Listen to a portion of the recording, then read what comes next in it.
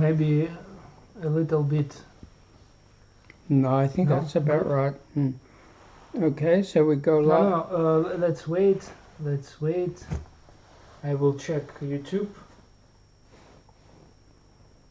That YouTube working.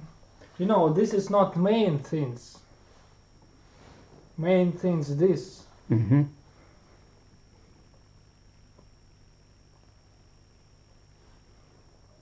Yeah, mental.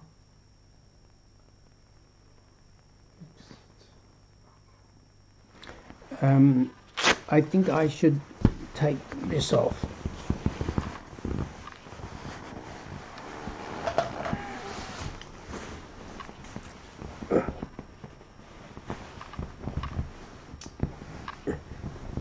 Yeah. It's working.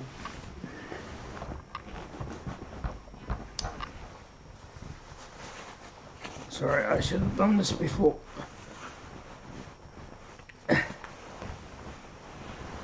Yeah, good image without delay.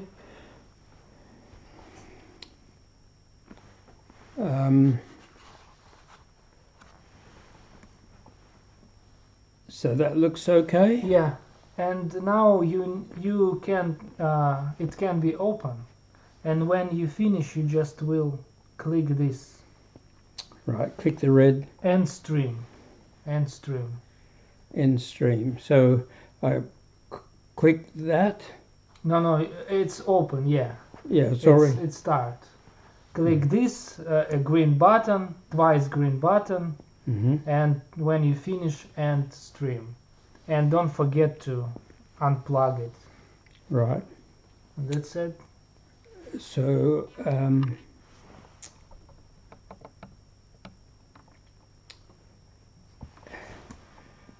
I think I'm right. Yeah. If it's not good, you can click green button or this yellow. It will convert here. And that has to be there. I can't read what's on my... No, you can, how would say, I don't know how to say it in English. If you click this orange button, it will goes here. But I'm still... Yeah, you will still. And after that, you just click and it will open. But I can't read what I've got on my... Yeah, you can do what you want on your computer. Right, so it all looks pretty well set up. So now we'll... Yeah. Because that's got the stuff on that I want to talk about. But you even can do with this. For example, if you open like this, you can move it like this a little bit. And just click. And again. Probably it will be better for you, right? Like this. Okay, so now I can fire ahead? Yeah, and don't forget. That's the main one. Yeah. Yeah, I'm happy. It's works smoothly. Works smoothly. It means that we did right things. We did right things with the internet. Okay, have a nice stream. Thank you.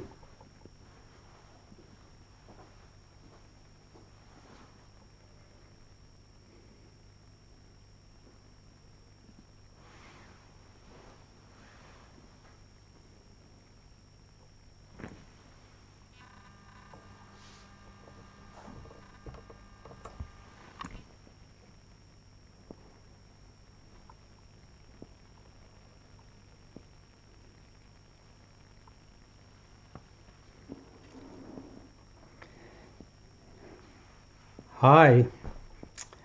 We're into a bit of technology tonight. We're doing YouTube and TikTok at the same time for the first time, and I hope it'll be all right, and please forgive us if it's not. So, what do you think are the most important times in your life? Well, I'll tell you what I think. The two most important times in your life are your first year with your mother, because when you were born, you had to be born while your head was small, or you couldn't get out through her pelvis and vagina. So your brain was very immature when you were born, and really all you could do if you needed something was cry. You couldn't do things for yourself, you just cried, and then someone, usually your mother, did whatever was needed. Fed you every 3 hours, kept you dry and clean and warm and protected you. And by your 6th day you could smell your mother, and when she was close by, it was reassuring for you. Not that you understood then, but it was. A 6-day-old baby is happy to know its mother is there, and when it cries, whatever it needs will be done. And the second most important time of your life, I think, is the 2 or 3 years before you get married. Because your marriage is such a big thing. 50 years of building a home, building a family, having a happy life, welcoming grandchildren, and all very important. Or years and years of misery and poverty and unreliable home because your marriage ended in divorce. And the third important time is the first year with each of your babies, because that's so important for them, and then they're important for you. A good marriage is the joining of two good human beings who are sufficiently compatible and alike that as the years go by, they're closer and closer and closer. A bad marriage is poor quality people who are not well matched and who grow further and further apart as they have disagreements, until eventually they split. It's pretty obvious, but not usually done, I don't think, that you should ask yourself when you're thinking about marrying, talk to your prospective partner about it. Is this going to get better and better, or is it going to get worse and worse and end up as divorce? What major quality deficiencies do I have? What major quality deficiencies do you have? What incompatibilities do we have? What things do I like that you don't like? What things do I value that you don't value? What things do you value that I don't value? Are there any things that I have to have that you can't stand, or any things that you have to have that I can't stand? Just keep asking yourself, is this a good quality person? Am I a good quality person? Are we compatible enough that we're going to grow closer and closer and closer as we sort out our differences and reach agreements and compromises? Or are we going to fail to reach agreements and have more and more differences that spoil our relationship? Is this going to end up in a happy, with us as happy grandparents, or is this going to end up in divorce?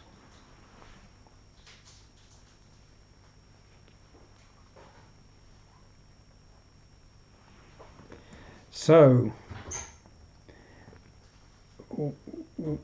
when you reach the 2 or 3 years before you're likely to get married, you have to start to search. You're not that likely to find the right person within a fairly small group. So you have to search. You have to keep looking and keep going to wherever you meet people of good quality and like-mindedness.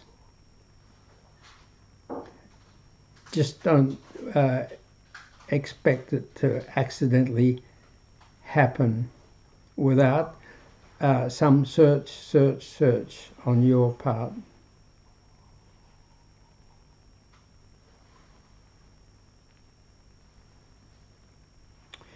What do we mean by a good quality human being?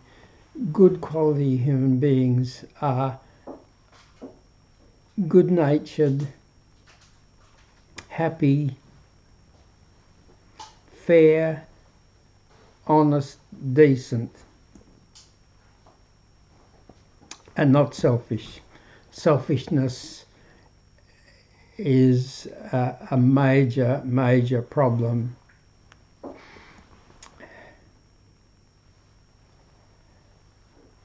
Selfish people are losers. Avoid them.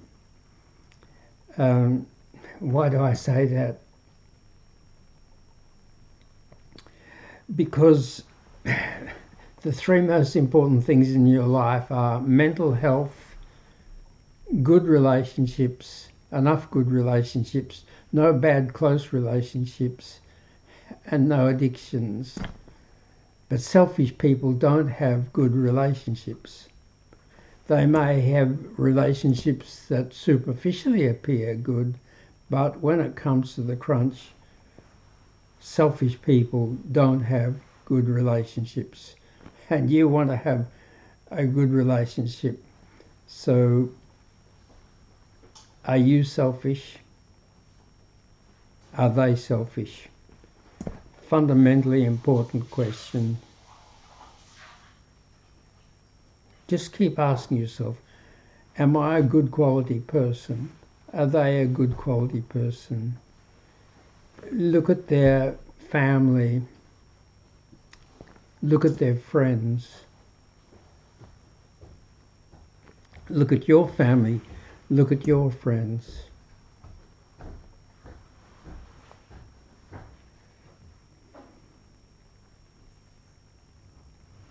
And remember that problems you know about before you get married don't cause nearly as much trouble as things you find out after you've got married.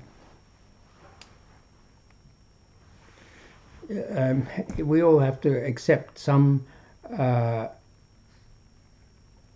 compromises, and it's best to know everything before you get married rather than discovering too many problems after you get married.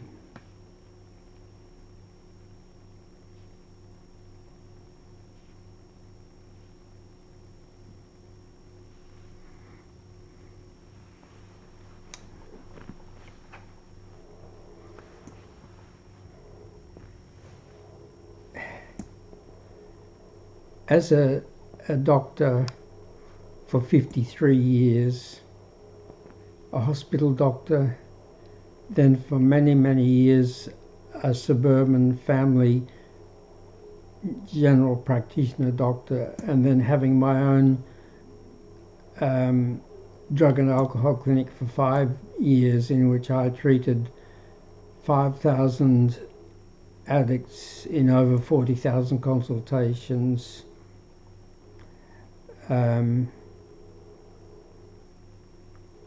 It was clear to me that the most important things to have a good life were mental health, enough good relationships, no bad close relationships, no addictions,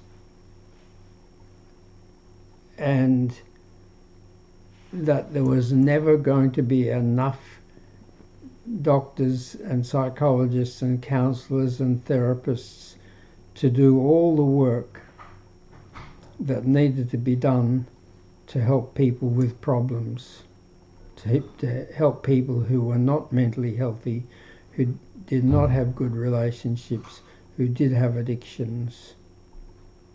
Never going to be enough people to do that. And everywhere there are waiting lists, and waiting lists are a disaster. When you first have a problem, it's usually fairly obvious what caused it, and it's usually fairly limited and far easier to deal with than if you wait 5 or 10 or 20 years before you try to deal with it, by which time it's very complicated. Problems cause problems and complications, and you lose some of your resources. You lose friends, you lose family members, you may lose your home, you may be poor. So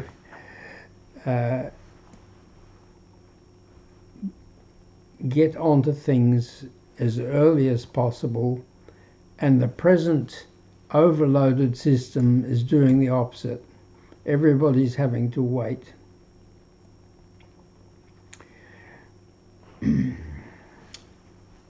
And the people who suffer the most get the worst treatment. So why is this? Well, today everything is done with good tools. Almost everything is done with good tools. We've got great tools in the kitchen. I remember when there was no fridge, no electricity, no gas, no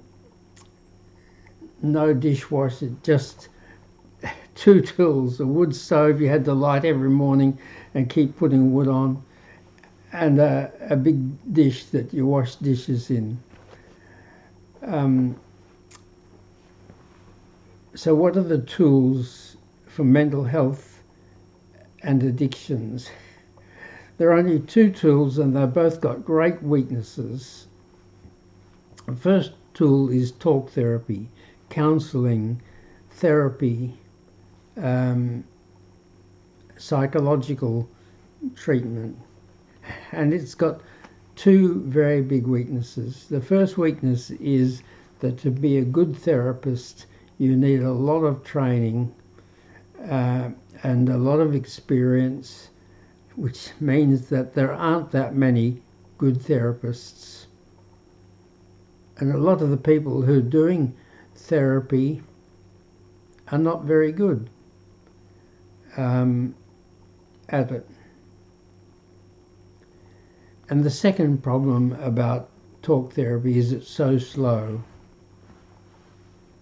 To deal with a problem, you might need half an hour. Nobody ever has only one problem. They've always got 4, 6, 8 or 10 problems. And talk therapy is so slow that you deal with the most pressing problem, but there's a lot of other smaller but important problems that don't get any treatment. And the second tool for mental health and addiction is medicines.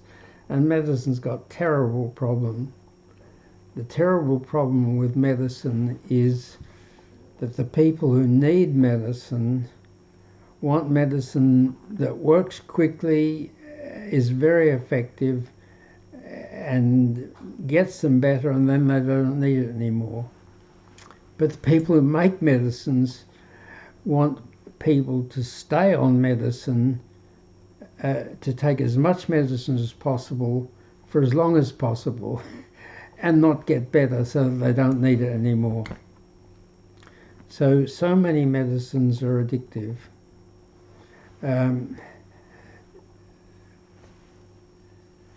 The commonest mental health problem is various forms of anxiety or worry. General anxiety or worry, social anxiety or worry, panic attacks, obsessive compulsive disorder, various phobias. And nearly all the medicines for anxiety and for sleep are addictive. I saw people taking 100 Valium a day, people taking a dozen Xanax a day, people taking 17 Ambien or Silnox a day, people taking 30 calming, sedating painkillers a day. So addiction is so common. And all three of the medicines main medicines for ADD, ADHD are addictive. That's dexamphetamine, Ritalin, and Adderall. So when there are problems like that, you get regulations, safety regulations. And the safety regulations help some people, but they make it much worse for other people. For instance, the ADD medicines, the safety, there are two safety things there. One is they can only be prescribed by a specialist, and the other is they cannot be prescribed for addicts. So there's a long waiting list to see those specialists, and they're costly. In my city, I don't know about now, but when I first started in this field, there wasn't even an ADD clinic in the children's hospital. Everybody had to find a private doctor, and they had waiting lists, and they were often expensive. So the more wealthier families who are better informed could often find a specialist doctor, either a pediatrician or a psychiatrist, to diagnose and treat their ADD child. But a lot of the ADD children had ADD parents, and they weren't well educated, and they didn't have good jobs, and they didn't have a lot of money. So those people were sort of lost, and they often ended up getting street drugs. Because one of the main characteristics of ADD, ADHD is impulsivity, and they were just sitting ducks for the drug dealers. If a drug dealer met a troubled ADD person and suggested they should take cocaine or methamphetamine, they probably would. When I was treating ADD people and there was some medicine that I wanted to give them, I would just put it on the desk in front of them. I wouldn't say a word, and quite quickly they'd pick it up and swallow it. And one year I treated 700 heroin addicts, and a third of them had untreated ADD because they'd become addicts and then they couldn't get the right doctors, and even if they found the right doctors, they were not allowed to be prescribed addictive medicines. I had one who hung himself when he couldn't get the right medicine. He was a 23-year-old, pretty smart IT worker, but quite distressed and taking some street drugs, and he came to me and I diagnosed his problem as ADD, ADHD. And I said, sorry, I can't prescribe the usual medicines for this because I'm just a GP. I'm not a paediatrician or a psychiatrist. And there's no point in me referring you to a psychiatrist who's too old for a paediatrician, because they won't be allowed to prescribe the ADD medicines because you've been taking street drugs and you're almost addicted to them. I once was rung up by a psychiatrist, hospital psychiatrist, and abused because I'd referred a 21-year-old man who I thought was going to die from his mental illness, and it was beyond me, and I referred him to the hospital, and they rang and abused me because he was taking a moderate amount of street drugs, and they said, don't send us people who are taking street drugs. Sadly, in my city in the 1970s, they separated mental health treatment from addiction treatment. There were mental health clinics and there were addiction clinics. And the mental health clinics would not see addicts, just wouldn't give them an appointment. And the addiction clinics didn't know about mental health and didn't want to know about mental health. And I had to sit in with one of them to be trained to treat these people, and it was clear that even obvious mental health problems which the average GP would know what to do with, they didn't know what to do with, and they did nothing.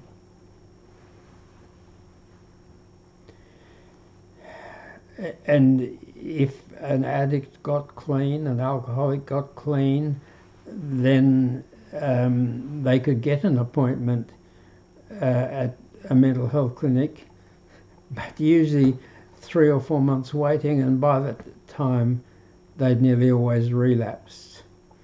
Because if you get off alcohol or you get off heroin or get off whatever, but whatever drove you to alcohol or heroin in the first place, if the cause is still there, why aren't you going to relapse? Well, the simple answer is most of them did relapse.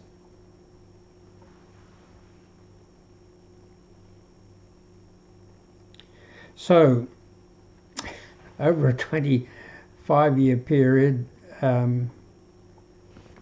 I developed a package of 7 effective tools, because it was clear to me that this massive problem of addiction and mental health was only going to be fixed if we had good tools, and if there was self-help, we taught people to help themselves with these tools. I mean, some people couldn't do very much even with the right tools. They were too disturbed. But some people could do quite a lot. And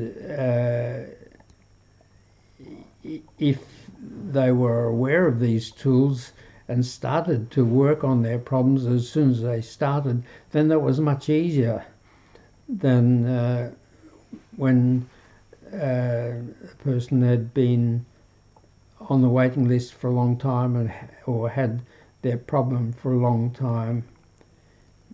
Because a lot of distressed people hated the addiction clinic so much because they treated them so badly that they didn't go if they could until they were really desperate, had no option. What were the tools? The first tool was a 20-question checklist, paper checklist. I'd realised that what these people needed, nobody was doing it, was dual diagnosis. Dual diagnosis is the diagnosis and treatment of their mental health problems at the same time as the treatment of their addiction. I'm very happy to say that today there's a lot of people doing dual diagnosis, but back then nobody that I could find was doing it, and I went to every addiction clinic I could find in Perth and Sydney and couldn't find anyone doing dual diagnosis. So I rapidly got very, very busy with all those people that wanted to have their mental health cared for and their addiction cared for at the same time. And the checklist, my nurse could do the checklist with the patient, so I'd then look at the result of the checklist, and in 3 minutes I'd learn as much as I would learn on my own directly with the patient in 23 minutes, which I didn't have.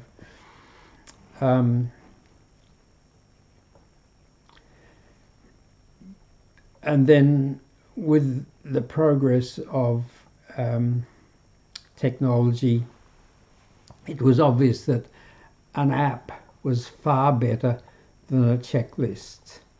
And apps take a lot of work and they cost a lot, but I got lucky and found someone that helped me to do it, and we developed the Mental Fix It app. You can just go to on your phone, find the App Store or the Google Play button, press on it. In 10 seconds you can download the Mental Fix It app, which is free, and in 10 minutes you can answer the questions. For each question there's 3 possible answers. No, it's not a problem for me. Yes, it's a moderate problem. Yes, it's a severe problem. So just tap one of those 3 and go tap, tap, tap, tap. And in 10 minutes, you can answer all the questions. And as you're tapping your answers for the last question, an instant report comes up on the screen, and the instant report tells you the 4 things that you need to know. It tells you which 6 of our 100 1-minute videos will help you most with your particular problems, because everybody's got different problems and they need to look at different videos. There's no faster, easier, better way or more acceptable way for people to understand their problems and the causes and the treatment than with 1-minute videos. My first video 10 years ago was a 7 to 12 minute video, and back then people looked at 7 to 12 minute videos, but they stopped that, and the videos, which was the second major tool, or really the first major tool,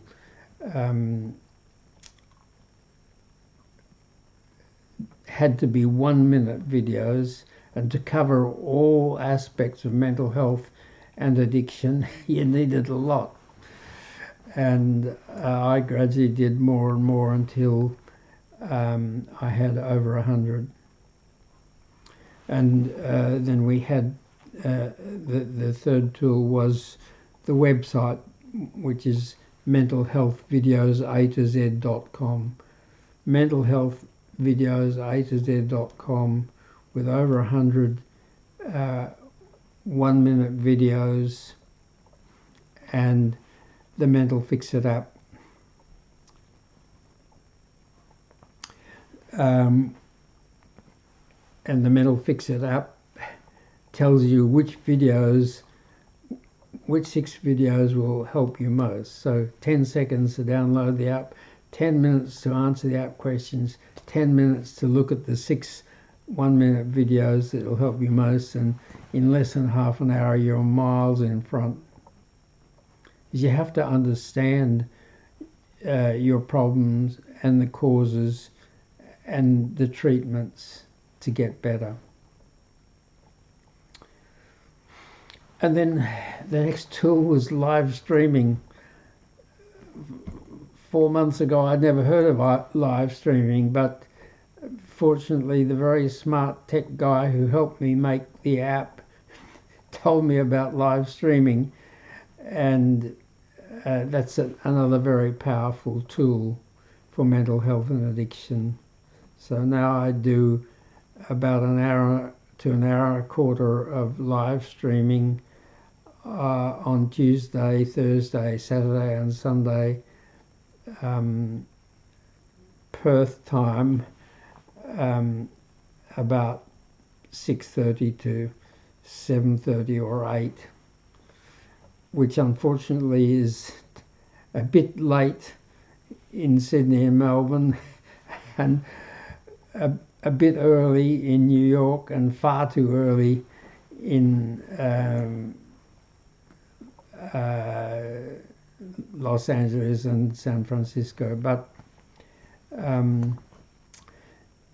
yes, and but we get usually between 2,000 and 4,000 viewers each time. Have had up to 8,600 viewers in one session, and my tech mate is now getting us organised. We were previously only doing TikTok live streaming, and tonight is the first time we're doing TikTok live streaming and YouTube Shorts live streaming at the same time, and he thinks he can organise the technology so we can do Instagram and Facebook as well, all at the same time.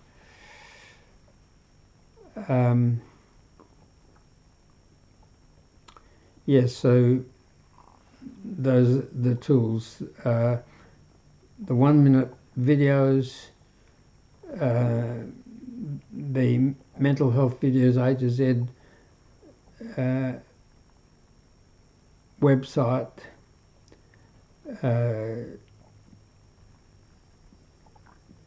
the Mental Fix-It app, the live streaming, and then medicines.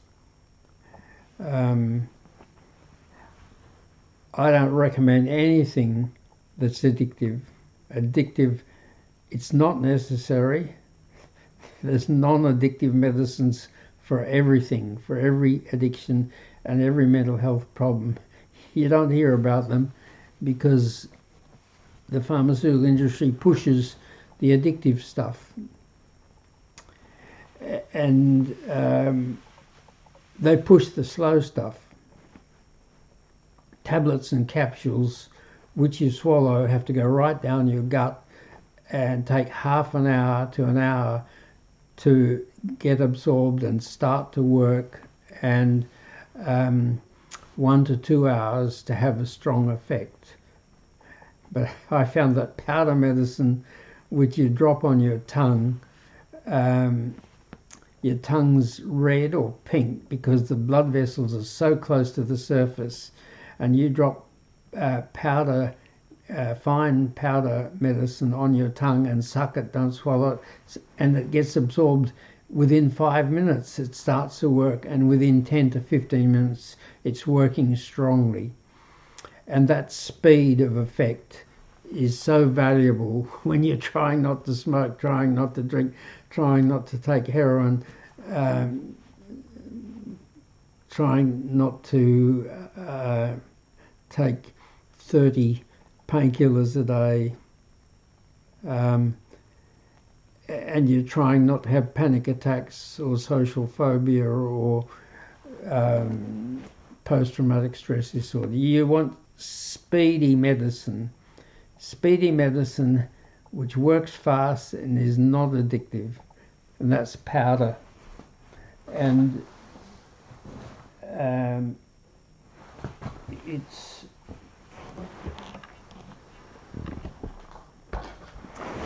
the powder is best in pocket dispensers like this. This dispenser, which I designed and had 1,000 made, is got powder medicine in it. You have it in your pocket, and when you start to crave a drug, or you feel anxiety coming on, or you can't go to sleep, whatever, you just whiz it out of your pocket, drop the powder on your tongue, suck it, don't swallow it, and in 5 minutes it's working.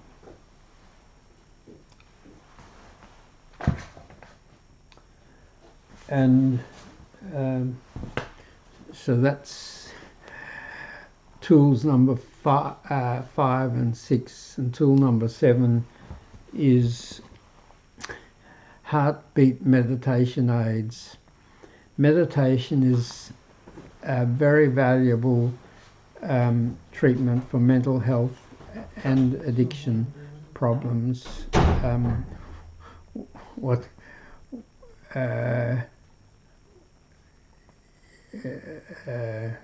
is it? What is it? Meditation is taking a little holiday from all your stresses and strains, and you achieve that by focusing on something which attracts your attention strongly enough that you can forget all the other things for 3 to 30 minutes. But the people who most benefit from meditation very often can't get started. It's a habit. You have to make the habit, and making the habit is difficult if you're very anxious. And anxiety and insomnia are the things that meditation helps most. And I tried to learn to meditate about 30 years ago and didn't succeed. But a few years ago I got a cheap stethoscope and cut it short, and so I could listen to my own heart. That's the listening part. Just put it there over my heart, except I put it down my clothes so it's directly on the skin, and found that my heart beats quite loudly and strongly, and it was very interesting, and I was able to learn to meditate. After a couple of months, the habit was sufficiently established that I could do it without the heartbeat meditation aid. So they're the 7 tools that I'm promoting in my program, but I'm retired, so I don't see patients anymore, and I communicate with some more or less like a friend, but I'm promoting these tools.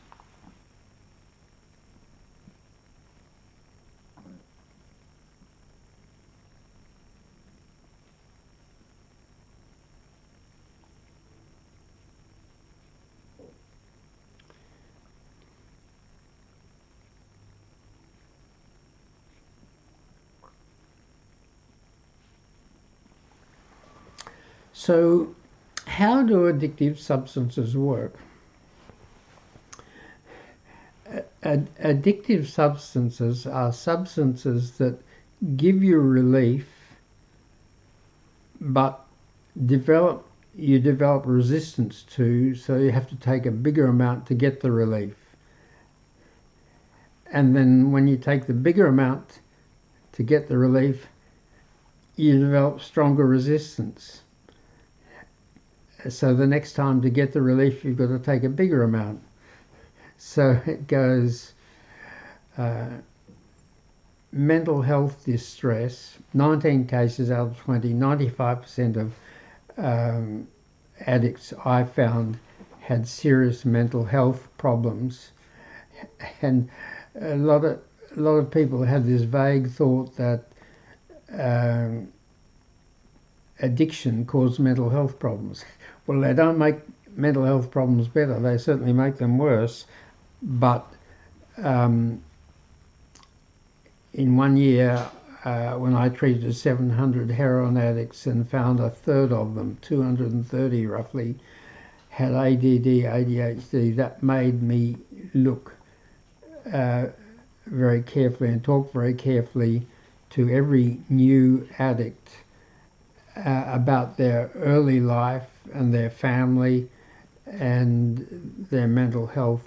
And I found that 19 cases out of 20, 95% of addicts had mental health, serious mental health problems long before they started to take drugs or alcohol and become an addict.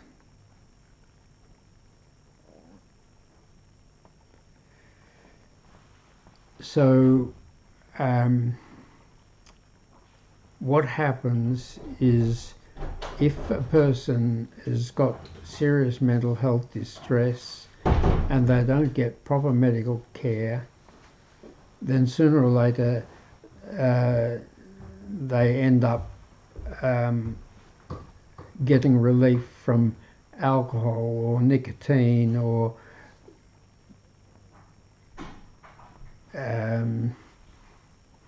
addictive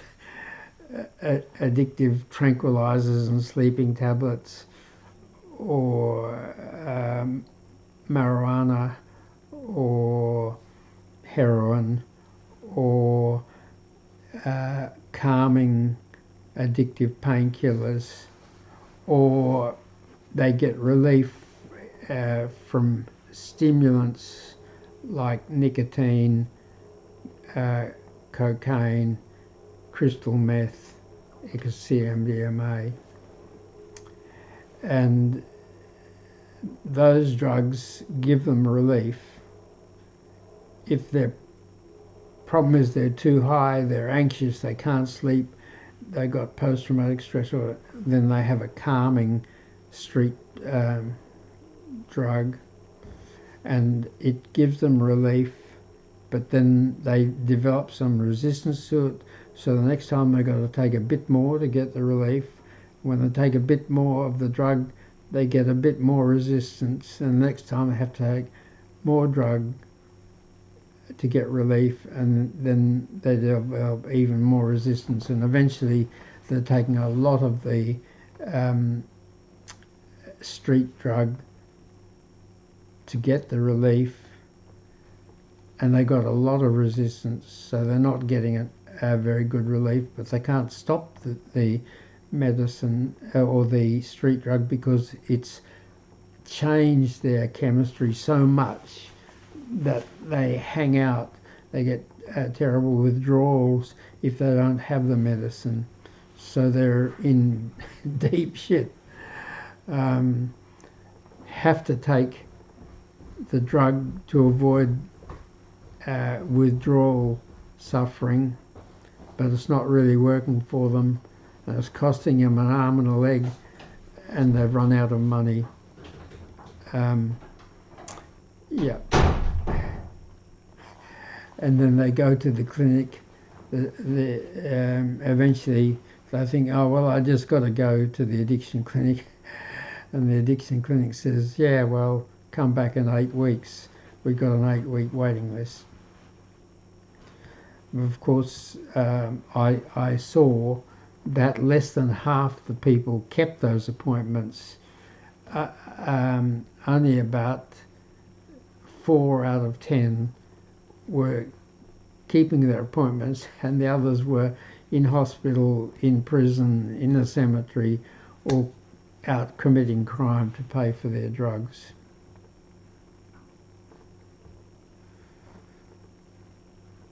So how do you get off an addiction? Well, some people would say, go cold turkey. Just stop. Use your willpower. Well, there's a very small number of very stubborn people who can do that. But the failure rate is very high. So many people, after just 1 or 2 days of trying to go cold turkey, have relapsed. And even the people who succeed with cold turkey, a lot of them pretty quickly some drama causes them to relapse. So in my experience, the best way to get off a drug of addiction is the opposite of the way you got onto it. You got onto it by taking a little bit and more and more and more and more. Well, you get a medicine that does some of what the addictive drug does, but isn't addictive. So for alcohol, you take a calming medicine that's not addictive, and that helps you enough to allow you to delay drinking and to drink a little bit less. And any addiction that you delay and take a bit less weakens that addiction a bit. And that allows your chemistry to come back a bit more towards normal, and then you can delay the next lot a little bit longer. You don't go cold turkey, but you delay taking the drug a bit, and you take a bit less, and that weakens the addiction a bit, with the help of the non-addictive medicine, which does part of what the addictive drug does. And so the next time you can delay a little bit longer and take a little bit less. And so you go delay, take a bit less, your chemistry comes back a little bit more to normal. The medicine, which is not addictive, gives you a bit of relief and ability to delay and take a bit less, and just keep on going. For instance, with tobacco kills 7 million people a year in the world. Tobacco kills 7 million people a year in the world. But it doesn't usually kill children or people in their 20s. It knocks you over later in life. So some people don't regard it as being that serious. But 7 million people a year is a lot. When you know that for everyone that dies, there's 10 or 20 whose health is seriously affected. But using that process of taking a non-addictive stimulant medicine, modafinil, in the morning when you wake up, allows you to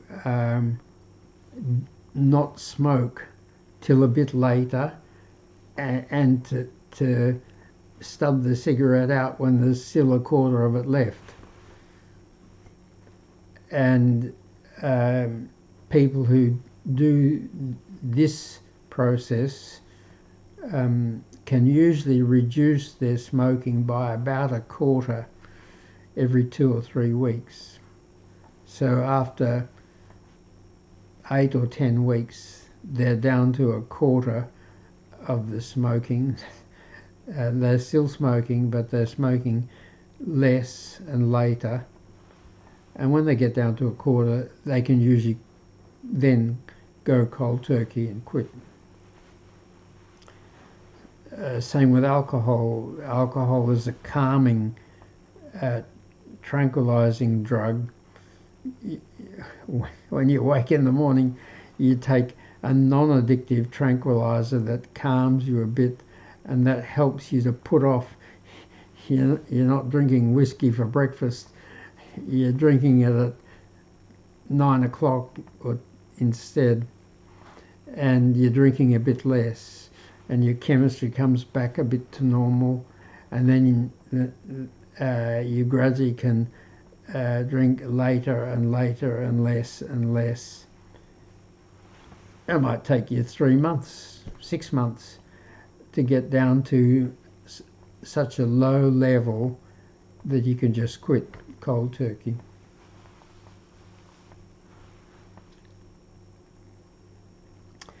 And of course, it's extremely important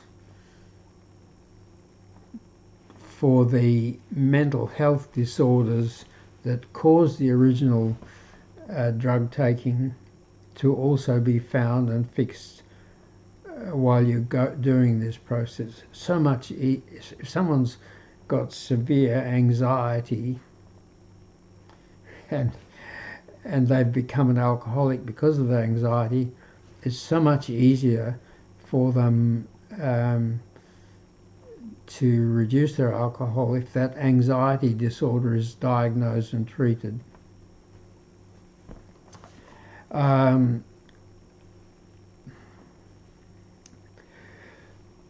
very, very interesting thing happened in New York. There was a famous French professor of cardiology in New York who had a terrible alcohol problem. When he was a teenager, he was a brilliant pianist, and he used to play the piano for audiences, but he was very nervous. And in France at that time, of course, it wasn't hard for him to get alcohol, which calmed his anxiety and helped him play the piano so well. But the stresses and strains of training in medicine and becoming a cardiologist, the alcohol problem just got worse. The anxiety problem and therefore the alcohol problem just got worse and worse and worse, until he used to have blackouts and he had to stop practicing as a doctor. And an interesting thing happened in New York at that time, because he'd gone from France to New York. There was a woman doctor in New York who had a paraplegic patient who was a cocaine addict, and he had not been able to stop his cocaine addiction. But there was a very old medicine, 100 years old, called baclofen, which was given to paraplegics and quadriplegics for muscle spasm. Paraplegics and quadriplegics get these terrible muscle spasms, and the best medicine for that was baclofen. And about 30 years ago, I was looking after 100 paraplegics and quadriplegics in a nursing home and used to give them baclofen. I knew it was good for muscle spasm. I didn't realize that it was such a good tranquilizer. Originally for epilepsy, but it was superseded. Other better things came along for epilepsy, but we continued to use baclofen for muscle spasms. And when this woman doctor in New York gave her a paraplegic cocaine addict baclofen for his muscle spasms, he was able to just quit the cocaine. And this got written up in the New York papers, and the cardiology professor with a terrible alcohol problem read about that, and he thought, well, he'd been to the 3 best rehabs and that didn't work for him. He relapsed as soon as he left. He'd taken every form of treatment that there was for alcohol and nothing worked for him, but he thought, if it fixes cocaine, maybe it'll fix alcohol. So he took high doses of baclofen and it fixed his alcohol perfectly. It completely overcame his alcohol problem. So he wrote a book. His book was called The End of My Addiction, and it was all about his anxiety, addiction to alcohol, failed treatments, and then the success with baclofen. So I read his book and then started to give baclofen to all my heroin patients, and it worked great for them too. But even baclofen is mildly addictive, much less addictive than the benzodiazepines or the barbiturates or zolpidem, much less addictive than Xanax and Valium and Mogadon and Ambien and Stilnox. But I had a couple of patients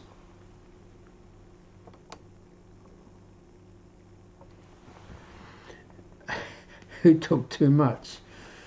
I remember I had 2 that took too much. I can't remember one of them, but one of them I can picture quite clearly was a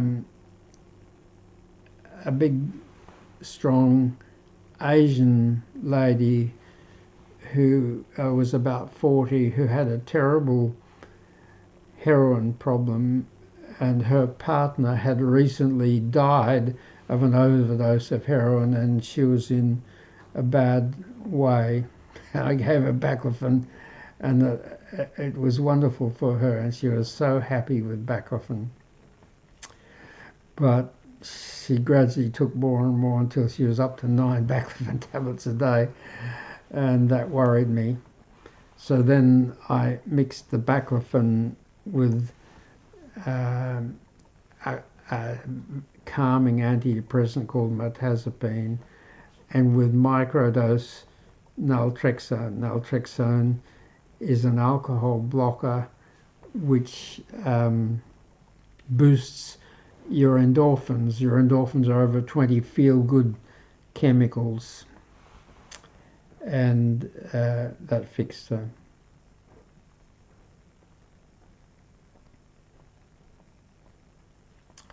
Yeah, so I'm a bit lost here. Where are we up to?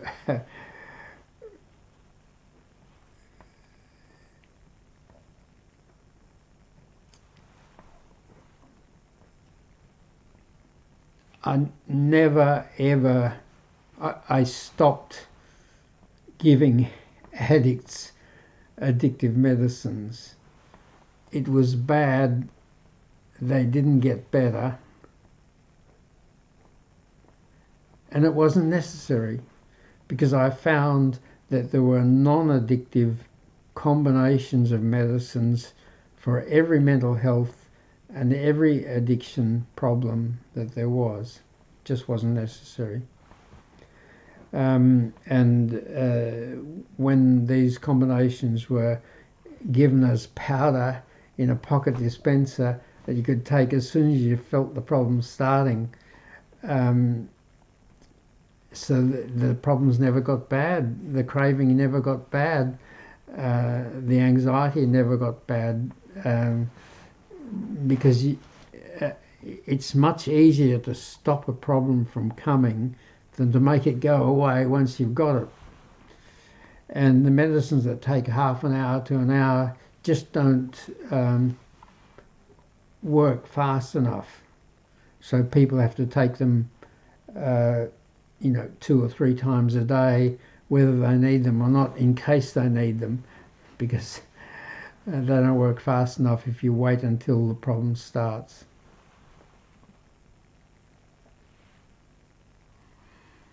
So I think we were talking about how you get off addictive substances. Cold turkey, if you can do it, success rate very poor, relapse rate very high. Far better to just step it down little bit by weakening the habit, by delaying taking the drug and taking a little bit less each time, and replacing it with a non-addictive medicine that has a similar effect, either a downer effect or an upper effect.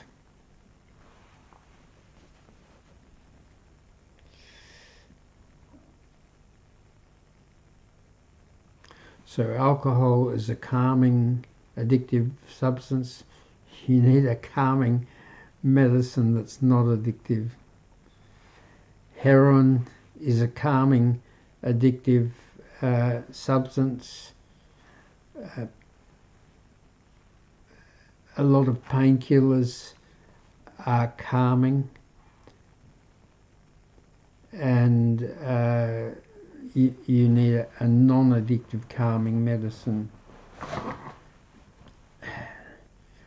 One of the horrors of the pharmaceutical industry was this family who became billionaires selling addictive painkillers and saying that they weren't addictive.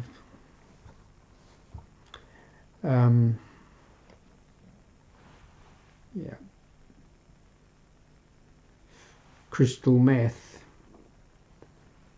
and nicotine and cocaine and ecstasy, MDMA are all stimulants, all uppers.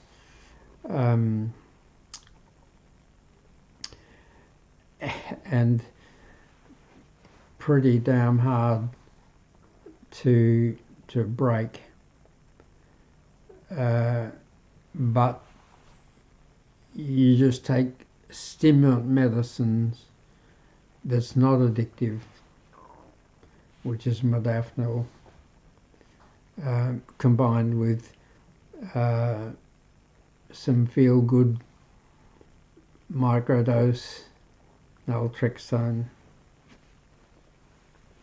and you can come down and down and down and eventually quit.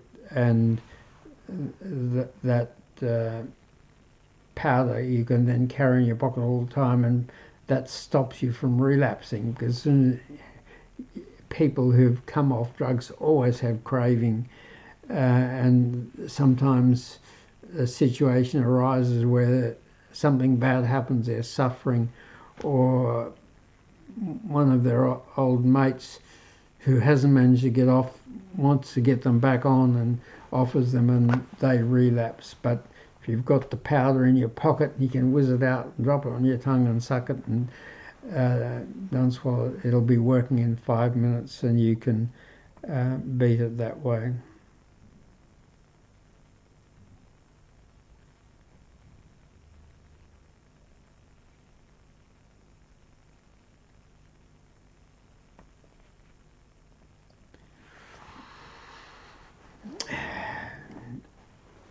Another thing that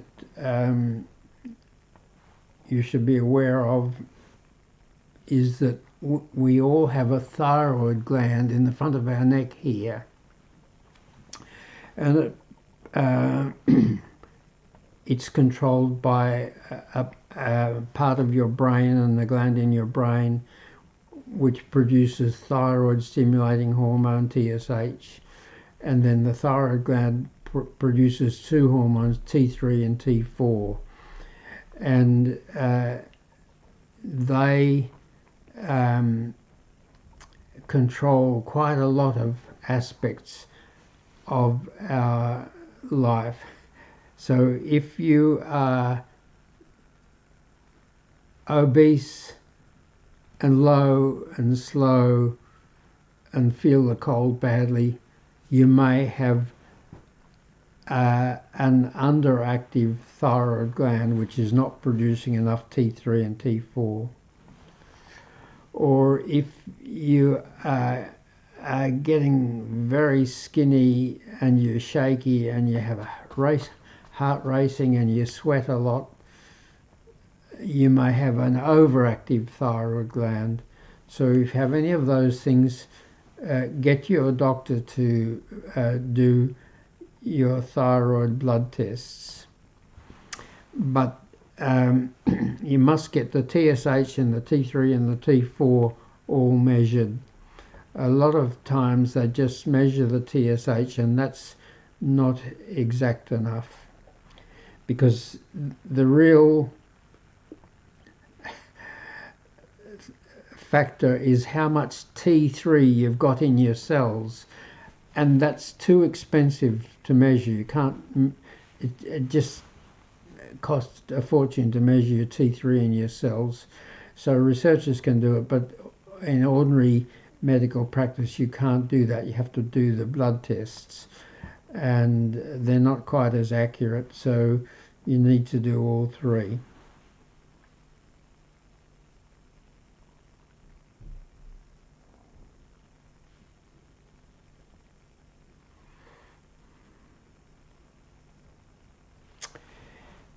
And severe fatigue. There are a number of causes of severe fatigue, and unfortunately sometimes you or your family or even your doctor think that you're just slacking. It's not a health condition, but a number of viruses can cause chronic fatigue syndrome. Glandular fever is the common name for one of them, but there's several. And I saw a few people who had this chronic fatigue syndrome, and their blood tests show that they had antibodies for 3 different viruses. There's the infectious mononucleosis or glandular fever one, and there were a couple of others that I forget the name of them now. But if you have severe loss of energy, get your doctor to do blood tests for antibodies for the viruses that can cause chronic fatigue syndrome.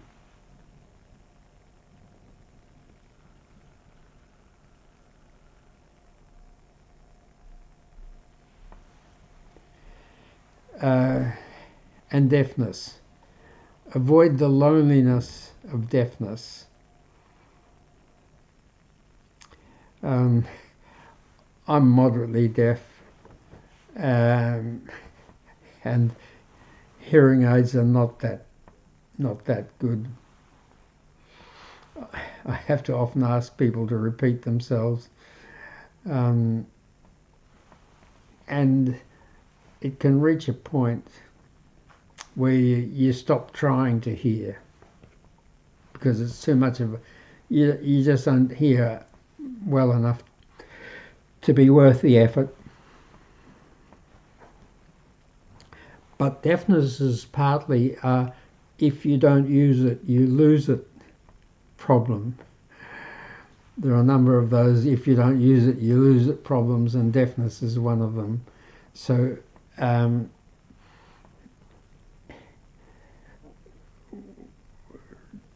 try to learn to read people's faces and to lip read.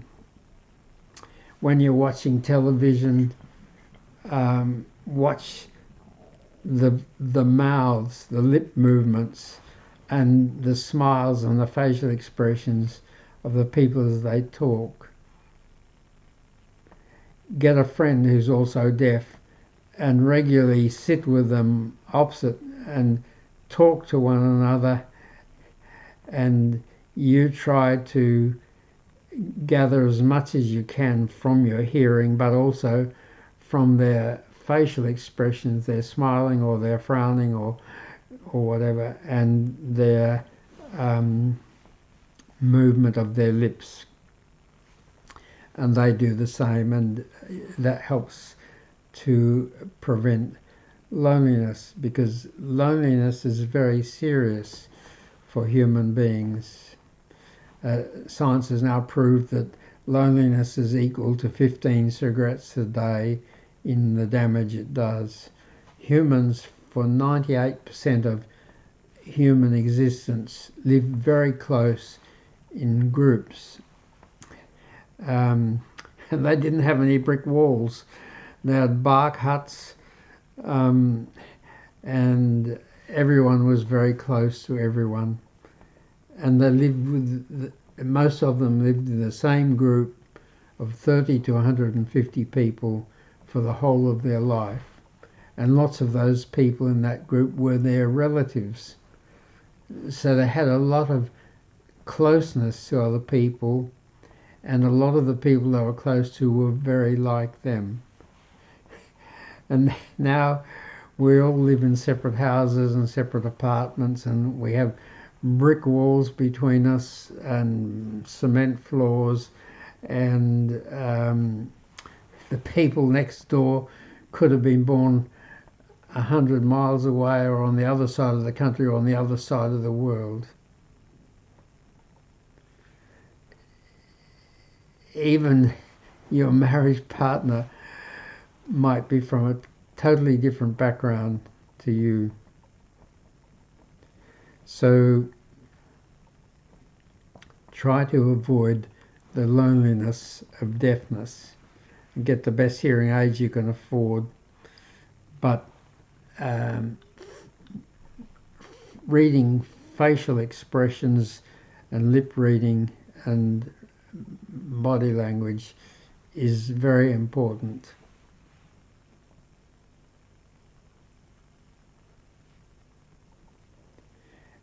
And it's very important to have a good home. Your home is so important, because your marriage is probably more important, but your home is very important. So do you feel comfortable? Do the people who live with you feel comfortable and secure in your home? Does it have the spaces and the facilities that you need? Are there? Is it close enough to the places you have to be close to, where you work or you shop or you socialise?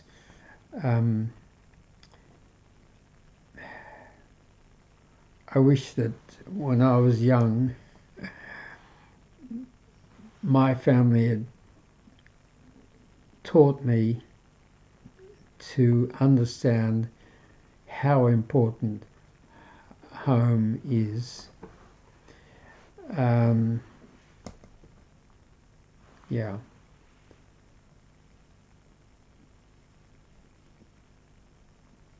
And work is so important.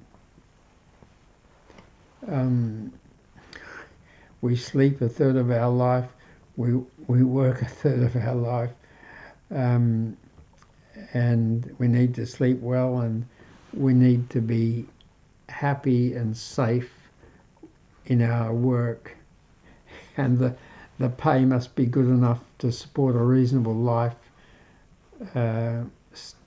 style. So do you need more training or more education?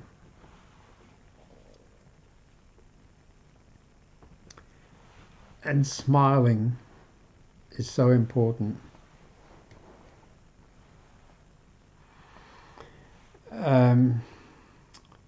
We all know that when we're happy we smile, we may laugh, but science has now proved that when we smile, that makes us happy.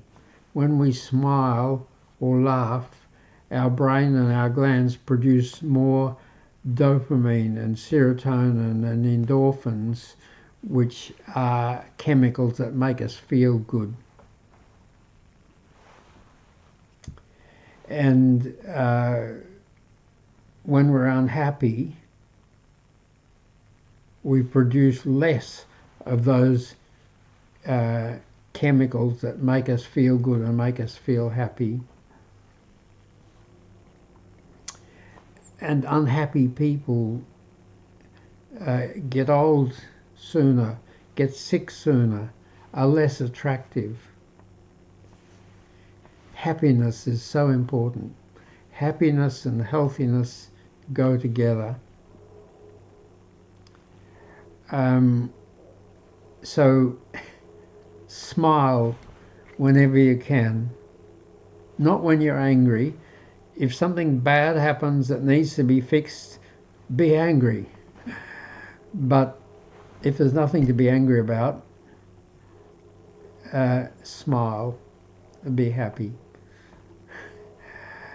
It's so important.